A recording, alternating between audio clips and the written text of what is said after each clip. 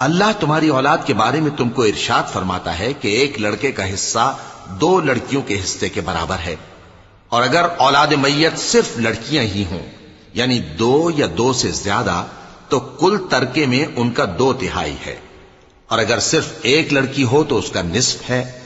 اور میت کے ماں باپ کا یعنی دونوں میں سے ہر ایک کا ترکے میں 6واں حصہ ہے، بشرطے کہ میت کی اولاد ہو،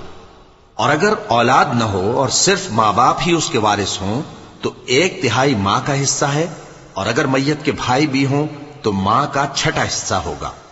اور یہ تقسیم ترکہ میت کی وصیت کی تعمیل کے بعد جو اس نے کی ہو یا قرض کے ادا ہونے کے بعد جو اس کے ذمے ہو عمل میں آئے گی۔ تم کو معلوم نہیں کہ تمہارے باپ دادوں اور بیٹوں اور پوتوں میں سے فائدے کے لحاظ سے کون تم سے زیادہ قریب ہے؟ یہ حصے اللہ کے مقرر کیے ہوئے ہیں اور اللہ سب کچھ